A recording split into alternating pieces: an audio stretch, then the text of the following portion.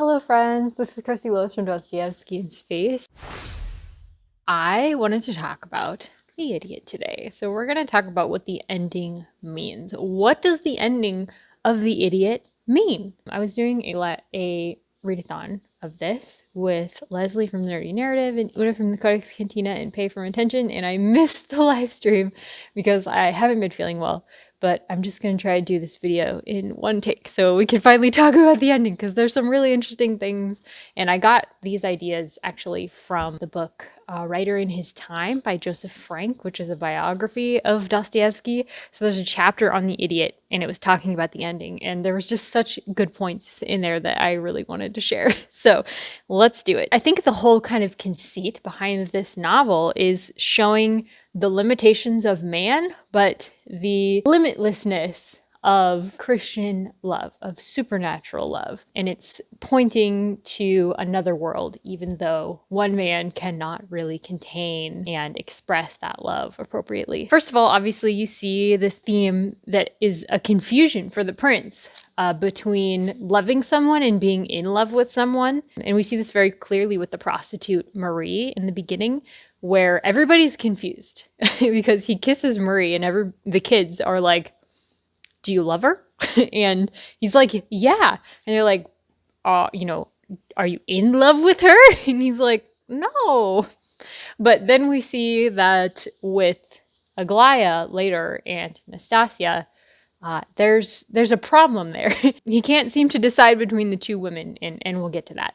I think the problem does become clear by the end, but I feel like the prince himself might be confused about looking after someone versus wanting to marry them because you are in love with them. Psychology. We can also see this where the prince has this really unique ability to empathize with the people around him and kind of understand what they're saying and communicate with them without ego at all involved or vanity. This ability to empathize becomes a problem because he empathizes with everybody. Then he can't sort of make decisions. Part of the problem with empathizing and loving people is you do have to decide who you're going to give your energy to. And those decisions will limit your ability to empathize with certain other people. So in the case with Aglaya versus Nastasia, if he was going to marry Nastasia because potentially he's in love with her, he would not be able to look after Nastasia anymore, and it would have destroyed him to know that she killed herself because of his marriage. And he just could not handle that suffering. So that's where he's coming from. He's like, I'm marrying her basically just to look after her, but that doesn't change the fact that I also love Aglaya. And Aglaya is like, that changes everything, Prince. I need you to choose me. He's totally gone off the deep end in the sense that he does not see why this is a big deal in the world anymore, because he's seeing things from a supernatural perspective. He's seeing things from a heavenly perspective, and it just doesn't work on Earth. There are social norms. So he cannot, in this case, reconcile his otherworldly psychology with life on Earth. And what ends up happening is, instead of him just empathizing with other people, he actually becomes emotively overcome by their feelings. So in part one, he's not emotively overcome, he's just empathizing. But in part two, we begin to see that he sees the eyes around him and stuff. His mental health is deteriorating because he's under so much stress. He's living in this really a tension zone between the supernatural world and the worldly world. He can't reconcile them, and it's causing him so much tension that his symptoms are coming back. His symptoms from when he was in Switzerland. He ends up empathizing so much by the end of the book that he completely loses himself in the tragedy of Rogojin and Nastasia. And he tried so hard to prevent that from happening. Like, he had some success with Marie. So I think he was aiming for that again. He was trying to save Nastasia's life, and it didn't work. And so he just completely lost it. So at one point in the book, I remember I've been going through my notes, and one of my notes was, is Rogozin going to kill the prince and Nastasia? And in a sense, he kind of did. The spiritual aspect, I've already talked about this a little bit, but the prince kind of serves as a bit of a mouthpiece for Dostoevsky, with the most basic Christian values that Dostoevsky holds very deeply.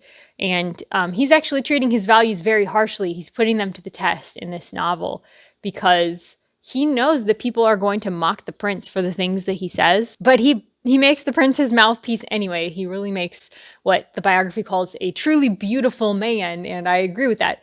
There's just so much beauty to the prince because, again, he has no vanity or ego, and he's just all empathy and Christian love. Still, he is mocked because our world does not appreciate that, and he ends up not dying, but going mad from the strain of it, or getting too sick to handle the strain of it. Ultimately, his flesh is too weak to handle this, but that does not actually reflect on the values themselves. So I think this is what Dostoevsky is saying.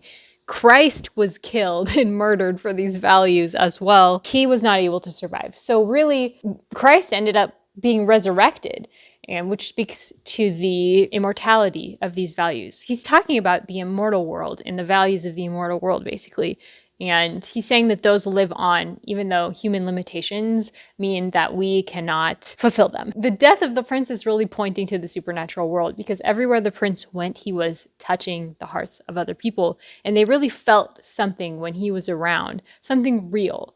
And that can't be just explained away, because he had love and he had these values and they mattered to people. That's, I think, what he is saying. I think the prince kind of knew that God valued people no matter what the world thought of them. And that's really what he was trying to express. He wanted everybody to realize their worth in God's eyes. And he especially tried hard to reach the fallen woman, because there's the stories of Christ doing that in the Bible. And I think that's really where he went wrong, I guess, with Nastasia. He was trying to be her savior, basically, which was too much for him. This actually has given me some relief to a personal anxiety of mine that I have. I have trouble deciding how much time I'm going to spend with people and who I'm going to spend it with, because I just have very limited resources in that respect. So finding a way to reconcile those psychological, spiritual, emotional tensions within myself has been really quite a journey. It's just difficult. I can't really keep up with everybody that I love, but this book is just like basically about how a human can't live like that. They cannot do everything for everyone. So yeah, I really appreciated that theme quite a bit. I found it very touching. So even though we as humans cannot live out this ideal of love completely, please don't let that dampen your hopes of a world where those things will come true, because they really will. I encourage you to read the Bible. That's really where the prince's motivations were coming from, and follow the life of Jesus. He is really the way to find this kind of love in your everyday life. Thanks so much for watching, guys. Let me know down below what you thought of The Idiot, what you thought of my video, and I'll talk to you soon. Bye.